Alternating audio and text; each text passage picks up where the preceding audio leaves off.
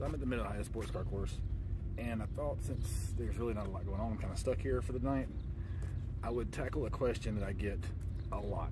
And I get a lot of comments on videos. There's around 100, between TikTok and YouTube, there's around 100 videos. And the question I get the most, by a lot, is how do you get the job driving a hauler? Well, a few disclaimers, one up front. This is not necessarily how you get a job as a hauler driver. This is how I got the job as a hauler driver. I haven't asked a lot of other drivers how they did it, and even if I did, that's, you know, hearsay, so I don't want to put any words in anybody's mouth or misquote anybody. Disclaimer number 2. This is not a typical truck driving job. Yes, to get your foot in the door, you need your CDL, and you'll need some experience driving a truck. That's pretty much where the similarities end. You know, my job is normal as a 9 to 5. Now, this is also disclaimer number 3. Every team is different. Every team hires different. Every team functions different. Every team expects something a little bit different out of the driver. So I'm just going to tell you how I got the job and what my job is like. So to start off with, you know, it's not a normal truck driving job. I work 9 to 5, Monday through Friday, if we're not racing. If we are racing, like for example, Mid-Ohio sports car course. Today is Thursday. I left last night around 6 p.m. So that means I worked Monday, Tuesday, and Wednesday most of the day. And then I left last night. And now I'll work all weekend for the race. I'll come back, I'll be off Monday, and then I'll work throughout the rest of the next week. 9 to 5, typical 9 to 5 job. My day-to-day is pretty much any kind of transportation needs the company, the team needs. Like if we need a chassis going to the body shop, I'm usually the guy who's taking it there. Other than that, my responsibilities are pretty much make sure that hauler is where it should be. Looking good, everything's fixed, anything that's broken gets fixed.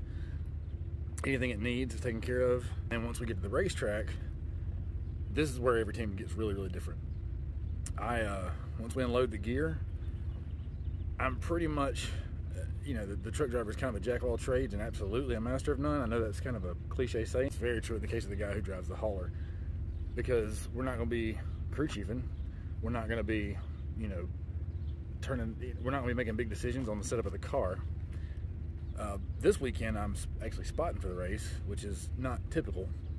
If they need somebody to jump in and help out, like change a transmission or whatever, you know, that's kind of our thing.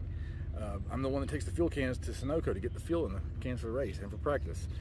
The generator, the pit box, all that stuff is my responsibility. A lot of teams, cooking is a responsibility of the hauler driver, mine included.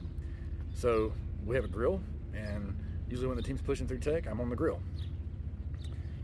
So all those things in mind. How did I get the job driving the hauler? The answer is actually really simple. And from now on, by the way, when I get that question, I'm going to link this video. The answer is, for one, you have to live in the Charlotte, North Carolina area. That's requirement number 1. With a couple of very few exceptions. Rackley wore the truck team for Matt DiBenedetto's number 25. They are based near Nashville, Tennessee, and all the Thor Sport trucks are based in Sandusky, Ohio. Pretty much everybody else is really close or fairly close to Charlotte, North Carolina. You know, Richard Childress races in Welcome, North Carolina. That's still only about an hour and a half away from Charlotte, from downtown Charlotte. It's not far. So everybody needs to live local to Charlotte. 2, have a good resume. Make up a good resume. I don't mean fabricate one. I mean take your qualifications and put them on paper. Have a good looking resume. That's what I did. I made a resume, and I made an individual cover letter for every single team. I put resumes out to every team in the Charlotte area, and every team got an individual cover letter that was addressed to their team. Not all of them will let you in the door. Not all of them will take your resume. A lot will. And so what happened with me, I actually took my resume. One of the places I took my resume, who was very receptive to it, was Front Row Motorsports. I walked in the door front row. I said, hey, I'm a truck driver. Here's my resume. I'm looking for a job as a hauler driver. They brought me inside. I talked to a couple guys. They didn't give me any promises or any false hope, but they took my resume, sent me on my way. A couple days later, I get a phone call from David Gilland Racing, now Tricon Garage. And apparently the people at Front Row, who they were in a technical alliance with at the time, were impressed enough with my resume that they passed it on to David Gilland Racing, who was looking for a backup driver. Now, when you get your foot in the door as a hauler driver, usually that's what it's going to be, a backup driver, which means long trips that are further than the 11 hours that you're allowed to drive in a single shift. Kansas, Phoenix, Las Vegas Auto Club, Portland, Sonoma, you get the picture. Anything that's further than 11 hours away, they will have a team driver drive with that guy, and that's going to be as a backup driver. That's where I got my start. That's where I know a lot of the guys got their start. And you know, it's unlikely, it's uncommon for drivers to go straight to the Cup Series. I work in the Craftsman Truck Series, and as of right now, it's kind of where I want to stay because of the schedule.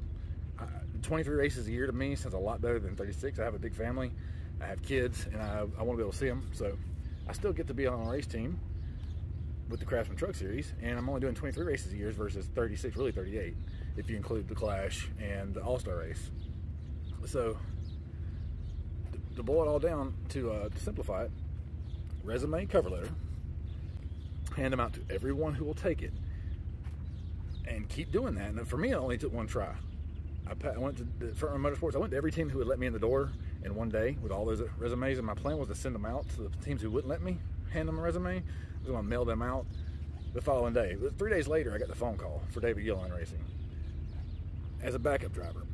So if you make a good impression as a backup driver, you show that you're willing to learn. You want to know how, you know, a race team works, and you show that you do want to do this full time. When a full-time job comes open, especially if it's within the team that you're a backup driver for, there's a good chance you'll be considered. That's what happened with me. I did 2 races with David Gilliland Racing, and then a spot came open with Young's Motorsports. The main driver at Young's Motorsports was friends with guys from David Gilliland Racing, and that was one of the phone calls they made. Hey, we need a driver, pronto. And when they called David Gilliland Racing, they said, well, we got a guy who's a backup driver. We think he wants to learn. He looks like he wants to stay in the sport. You want to give him a try? So they called me, and lo and behold, I got the job. And I've been doing it ever since. Obviously, I don't work for Young's Motorsports anymore. I work for Brett Holmes Racing now. However, that is how I got my job, driving the hauler. I hope this is helpful to somebody. I hope this can quell a lot of those questions. Anyway, thanks for watching. Have a good weekend.